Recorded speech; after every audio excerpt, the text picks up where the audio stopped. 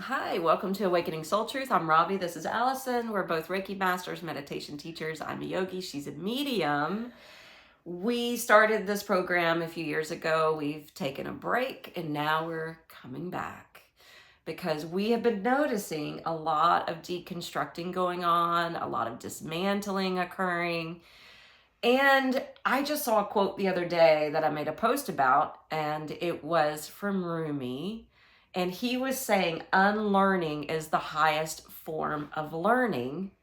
And when I read that quote, it made me think about the conversation we were having about things being deconstructed. Yep. We took a long hike together and we're like, everything's deconstructing with ease.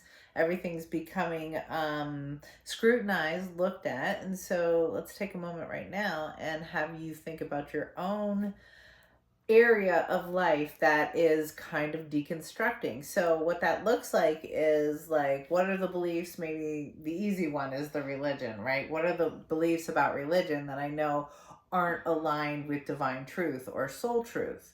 What are the beliefs behind our education system that aren't aligned with true spiritual beliefs or how to really raise a child, right? All of these things are coming to the forefront, and we're each having our own challenges. And this tells us that as a world, as a species, that humanity is literally having to walk in their shadow side.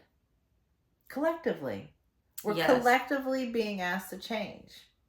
Yeah, and in yoga, we often talk about the light and the shadow. Really, in spiritual language in general, we talk about the light and the shadow. Even psychotherapy talks about your shadow side. And a lot of people are really scared about their shadow side or think that it's evil and try to shove it away or push it down. Yeah. But we were having a discussion before we started filming that really we should lean into the shadow side. We should investigate that shadow side. I mean, I look at it a couple different ways. One, if you think about when you are sitting in meditation and your mind is, running thoughts, coming up like waves to the seashore. Well, eventually those thoughts start to recede back. Mm-hmm. And I often say in yoga, towards the sea of thoughts in which it originated from. Well, that is a void. That is a space. That could be part of the shadow. Like, what is lurking in the shadows? Yeah. What's that next thought gonna percolate up to be?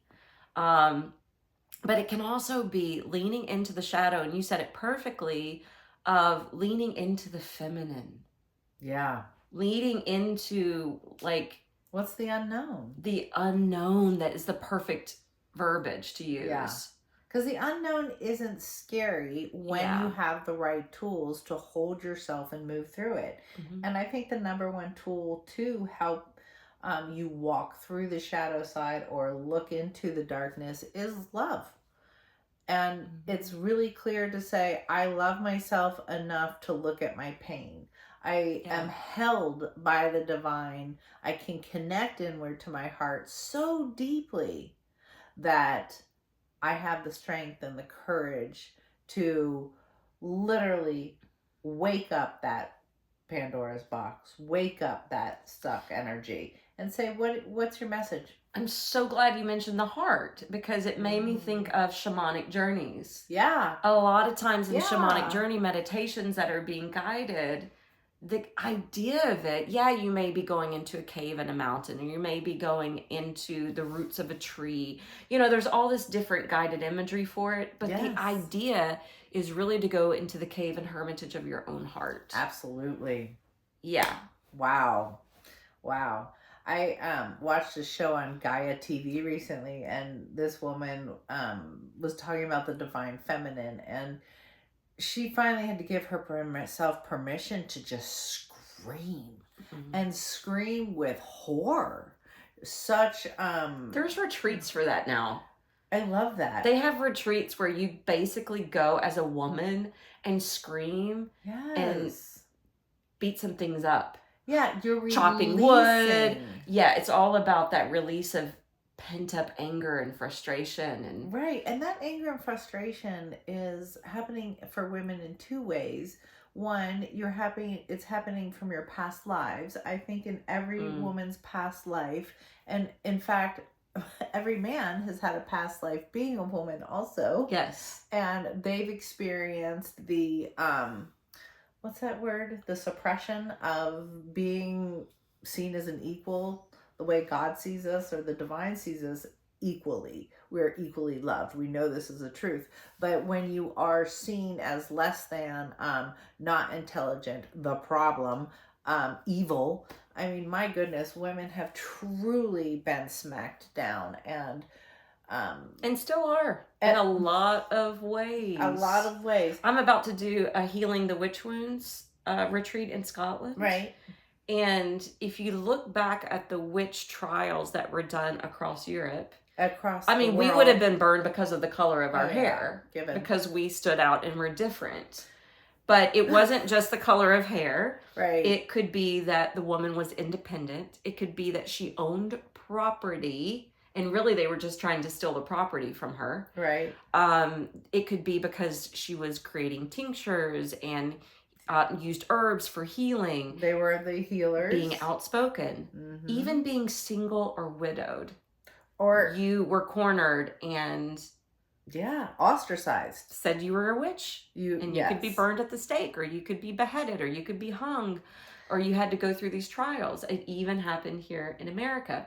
And so, but I just saw this little clip the other day, and it said, you just think the witch trials have ended. No, they have not. Right, they're still there. There's still things going on against women today, but we're kind of getting away from the deconstruction. But well, the point is that we all have soul trauma. Yes, we have soul trauma, and we have the lineage, the family lineage. So I can always look back at current people, and their grandmother was suppressed by their grandfather, or they came from a foreign country, had no voice, and they got here and had to survive, and there was no support for them.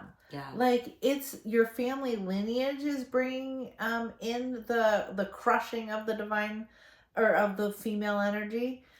So to heal that, to restore that, it's to realize that part of us is sacred, that it needs love, that to walk into it.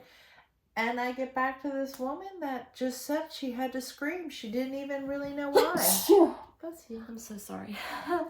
She needed to scream, and she screamed, a lot. I've had other people take a pen and do circles to get their anger out. Some people use words. I don't like using words as much as I like just allowing the body to release it physically. So when you're doing healing work, don't be afraid of what's coming out, because your body is also healing, just the way the earth is healing. Yep. It's funny to me, because years ago I asked my mom, I'm like, Mom, are natural disasters happening more often? And she was like, no, we're just getting more news about it. And some people might say that, but I don't know. I think there's a lot more volcanic eruptions. There's a lot more earthquakes. There's a lot more floods. There's a lot more mudslides. There's a lot more fires. Yes. It seems to be an uptick in the natural disasters that are occurring. Absolutely. But it's because she too is working with the divine feminine. She too is healing the trauma. She too is kind of creating these quakes, these shakes of release. Absolutely. And there's a rebirthing going on with the planet, just like there's a rebirthing going on with humanity. Well, I would say the rebirthing starting with the planet first. I would say that this is actually a physical instigation, because so much light's coming into our planet and we're hurtling through space. And I think Pam Gregory even says we're having an astrological alignment that they cannot find anywhere. Yeah. And that alone is providing new information that provides new energy into the earth. The earth is literally pouring light and love, through all of these incoming, little light, what do you call The Like, photons. The photons. Yeah, have and increased. you're right. It is Pamela Gregory, because I was searching in my mind when you were talking, and she is one of the main astrologers speaking up and talking about the whole ascension, bringing in Yeah. guests to speak about science and spirituality. And she has been saying, you know, a lot of the times they'll look at the alignment of things from when it happened in the past. And so Yeah. then they have something to kind of study and Reflect on and bring it to the present moment. But some of the things have not occurred before, and there's no record of it. Right. Whereas before, certain alignments would create war and destruction. She's like, yeah, some of those placements are there, but it's still very different, because this is other energy that's very synergized. Ooh. And it's very not on the destructive side of things. Right. So it's like upheaval. It's an upheaval, but at the same time, it carries us through, and there's going to be peace and not as much discord, and everything changes from it. Right. So again, we're deconstructing to reconstruct. And what we're reconstructing is really important. What we reconstruct, what we focus on, and then the more we focus on love and really put love into what we're about to create, we don't know how it's going to land, but we do know that we have this tool.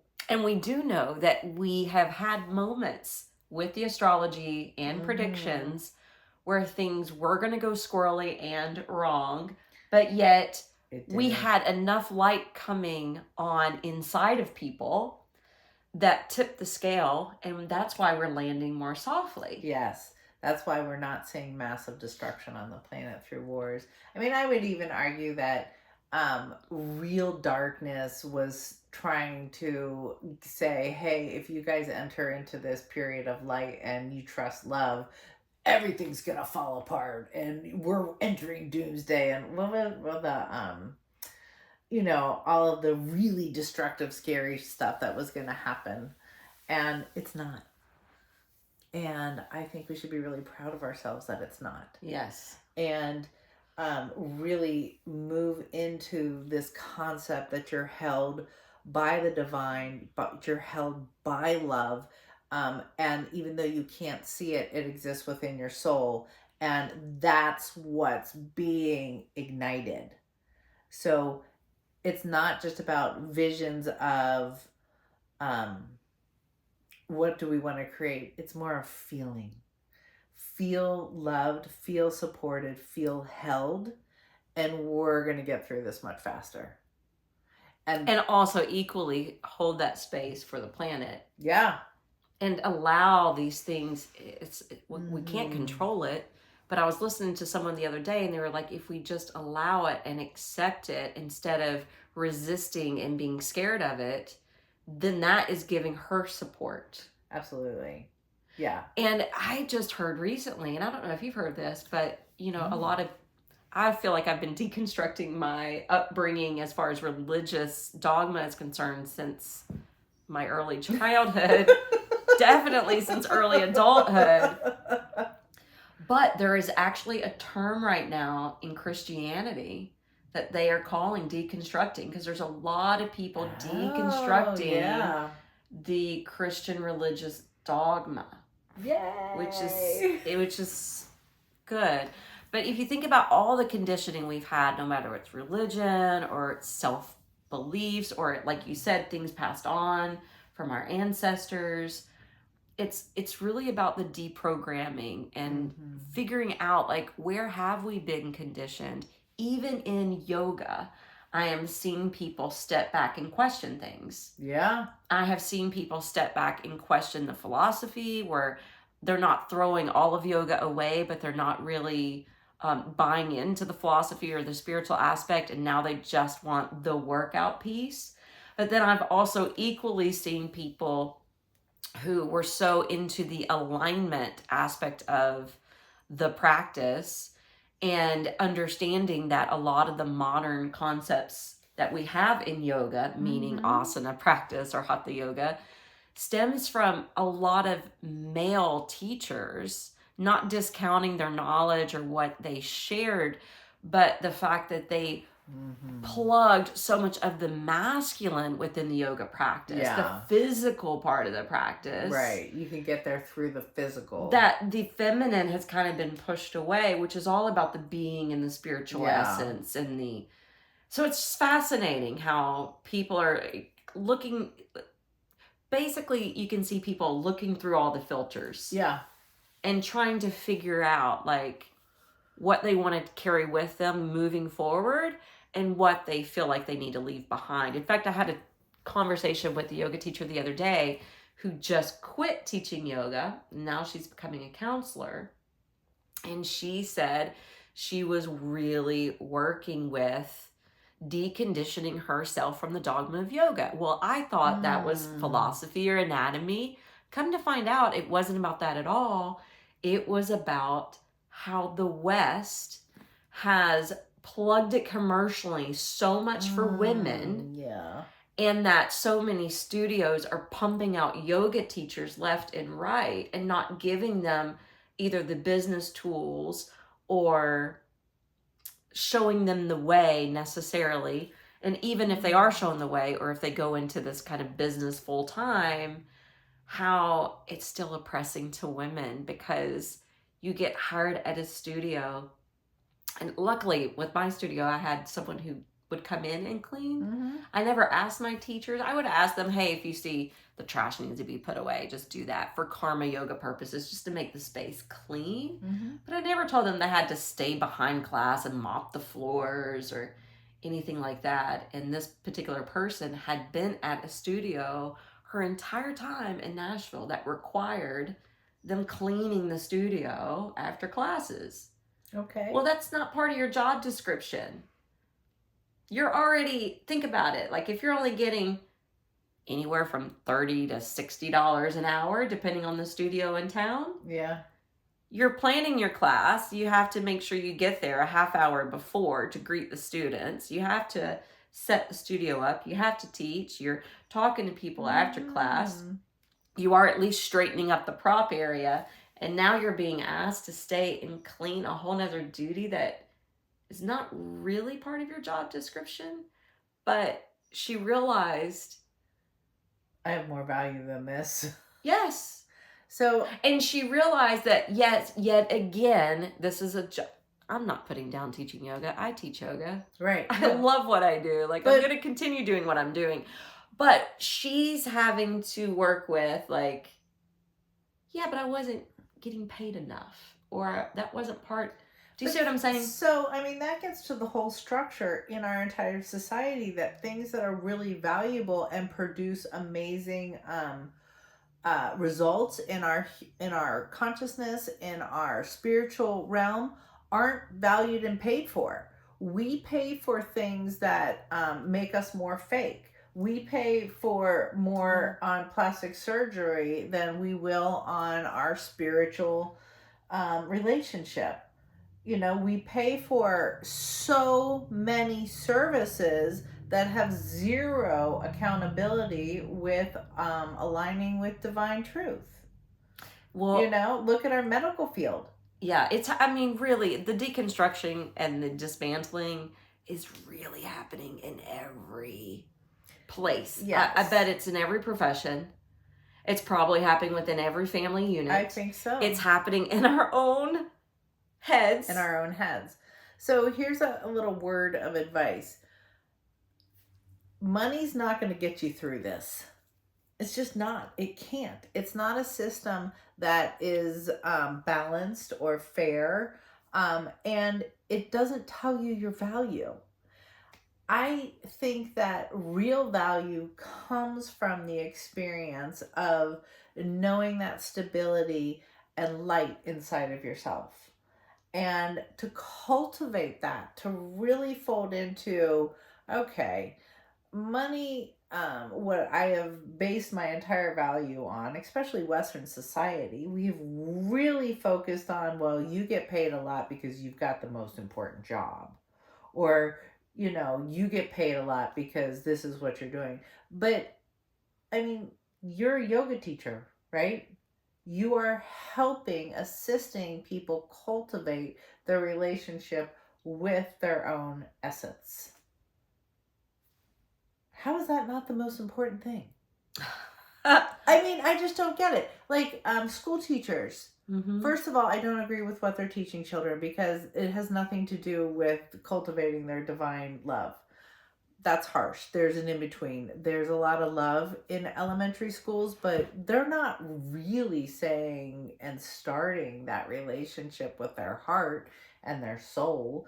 They're pulling away from it. They're saying, hey, come over here, distraction, distraction, focus on this. We have to train you. We don't need to be trained. Mm-mm. We're being trained for a system that is third dimensional reality. You know, we're both friends with a couple, and they're amazing artists and painters. And I'll never forget one day talking to the mom. One day she was telling me that every day when her children were growing up and coming home from school, her husband, and going back to that Rumi quote, unlearning is the highest form of learning. Yeah. His job, or he felt like his job, was unschooling them. Yeah. And he wanted to make sure, you know, that they weren't just stuck in the books, and they were outside, and they were being experiential. And I thought that was brilliant. It is so true. I think I failed my children kind of in their middle school, high school years and not pulling them out more from their books. You know, they know the system so well. They're straight A students. And I get that we've done it to survive. We do a lot for survival. But at the end of the day, I'm kind of like, that's how our destruction is happening in our family. One of my children, straight A student, 33 on our ACTs. Brilliant. Yeah, brilliant. Completely part of the system. And her whole physical life just fell apart. So she's experiencing some health challenges. And it's taken that whole schooling thing away. It is gone. And that deconstructive process for us has been like really eye-opening to, like, I had ego attached to her success. I'm getting into this school and that school because she was. Yeah. And I was really shocked at how ego bound I was about that. I'm like, I might be the spiritual teacher, but I'm still fitting into the system. I'm still getting my daughter, you know, doing the right thing. And I'm just so angry at myself for that. Well, don't be angry at yourself. It's part of the whole programming begins at a young age. I'm allowed to be angry about it so I can see, like, oh, that totally failed. Like, yeah, I didn't give her the tools to go inward. Right? It's like, I didn't give her and push, you know, you need to meditate every day, so that she had a place to land to cope with and get through this. Yeah, you know? I was like, okay, you guys have to really focus on school because we need to survive, and we have to fit in. We've got to do it. So I understand the pressure it is to fit in. And now I'm happy to say we don't need to fit in. There's nothing to fit into anymore. If you really land in divine truth, there isn't a specific religion. There isn't a specific belief. There isn't a specific amount of money. There isn't a specific amount of physical exercise. There isn't anything specific. It is the cultivation of being and experiencing and actualizing love. It's that simple. That's simple, but so hard. You know, I think it's part of deconstructing too. So I'm going to go ahead and say it. Yesterday in my classes, I was talking about the ego.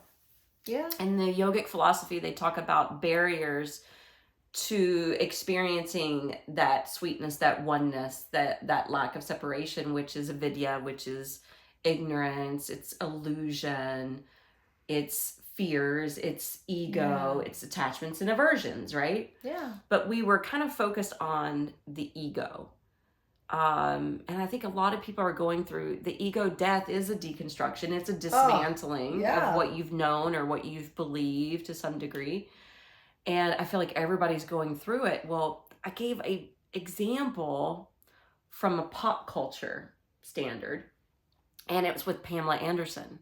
So I grew up in the 80s and early adulthood in the 90s, and Pamela Anderson was like the heartthrob. She was the fantasy girl. She was the pinup girl, right? And A lot of posters. so she was an actress. She was the pinup girl, and she was married to Tommy Lee. Well, she was in Hollywood, and people expected her to show up and to present herself in a certain way. Well, she went through divorce. She went through her dark night of the soul. She decided she was going to leave Hollywood. She bought her grandparents' farm in Canada, and she started asking herself, like, who am I? Nice. And she wanted to start digging in the dirt and kind of needed to tend to the land, and started growing her own food and planting flowers. And she realized and started to discover she's played the rock star wife. She played the pinup girl. She played the actress in Baywatch or whatever else she played in. And she realized that's not who I am. Right. And so she has now stripped away all the heavy makeup.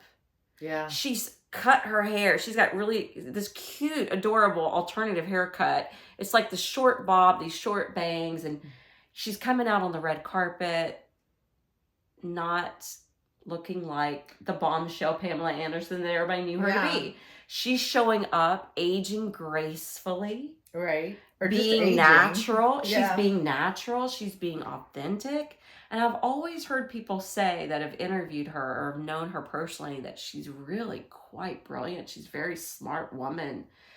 And I've seen a couple interviews with her lately, and she is a really smart woman. I love this. But she played the airhead, right? Right. Or the sex pot, you know? Anyway, we should probably not say that word on YouTube because it's getting flagged now. I think it's really important to watch a person and watch the people that say, wait, what's really real? But she dismantled her ego. Yeah, she did. She dismantled the ego, and she did it in front of all of us. Mm-hmm. And people probably some have criticized her for Very becoming real. And what great strength it is to be aligned with I'm doing this anyway. I love it. And I'll say that, like, to have that inner strength comes from reaching into your soul, reaching into love, because that inner strength is why you do it. You do it to hold and discover who you really are. And that's more important. That relationship is not only more important, but I think it is the single most important relationship you will ever have with your own essence. Yeah. And sometimes I see that as reflecting in our relationship with the divine itself. It's the single most important relationship. And you can say that our society is now shifting and changing our consciousness because we haven't made it our single most important relationship. In fact, we've abandoned it. We've denied it. We've said, not until I have scientific proof. Mm-hmm. Scientific proof is coming. Just look at all the near-death experiences. You know, like, people are like, whoa, that's real. That light inside of us is real. Anybody who's observed somebody die, they're like, oh, that's something left. That light left. That light left. So your most important relationship is with your heart, is with your essence, and it's held in fifth dimension, and you're evolving into fifth dimension, and your soul's going to be first. So let the ego dissolve. Yeah. We're going to meditate. We haven't meditated forever. Oh, let's do the meditation. And we have some affirmations for our meditation. So I trust the love in my soul, and I trust the divine love for me. I have faith in love, and I am deeply loved by the divine. Okay, that's a little messy. Okay. Are we going to play music with it? Nah. Okay. Do you want to drop us in? Let's close the eyes.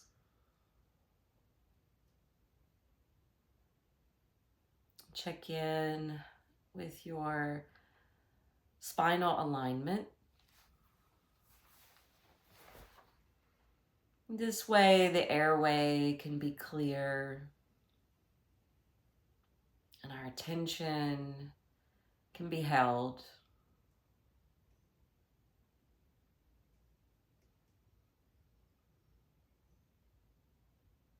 Get seated, get settled.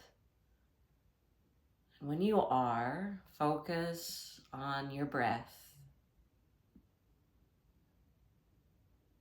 And let each breath anchor you into yourself, into your body, into this moment.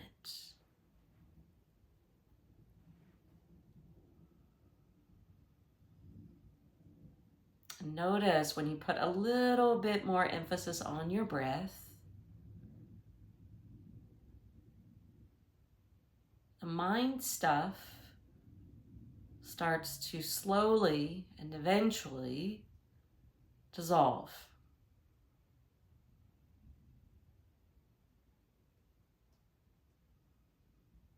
Just try not to attach or latch on to any thought that surfaces. Notice, acknowledge, and release until we come to the affirmations.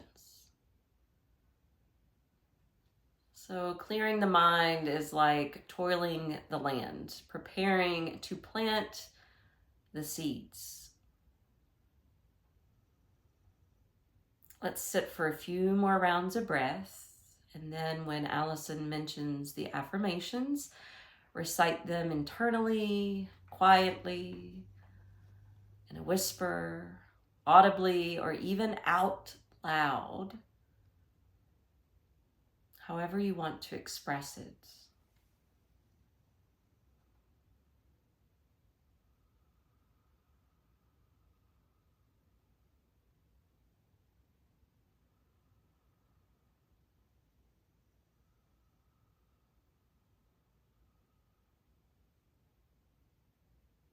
I trust the love in my essence.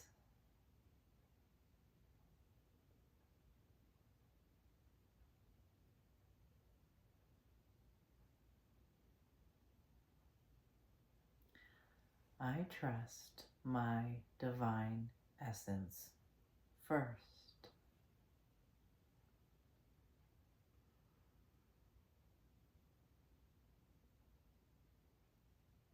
I am connecting to the divine love that exists inside of me at all times.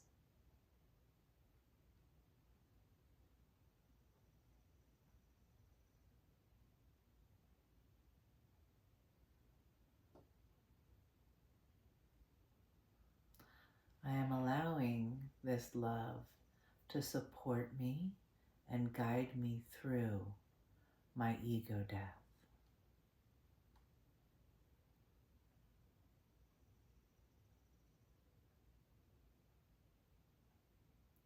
I am allowing the love inside of me to carry me and support me through my journey into the shadow side.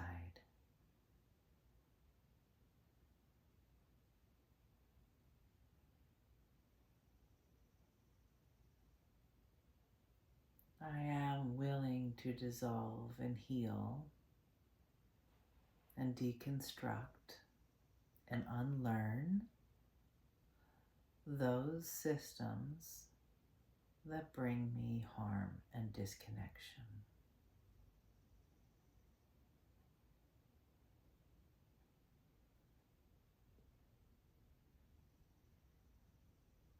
Love, pure love from my very own essence, is dismantling the things that no longer serve me.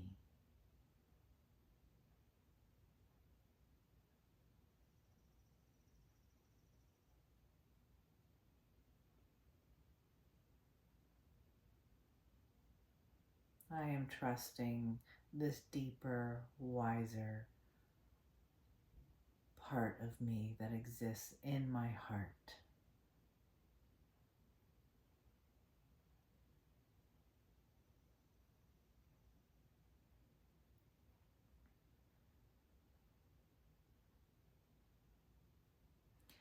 I am deeply loved.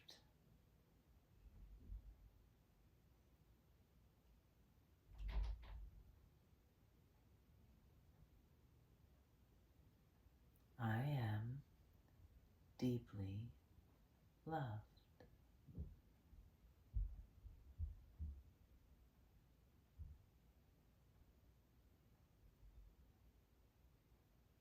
I trust my divine essence. Namaste. Namaste.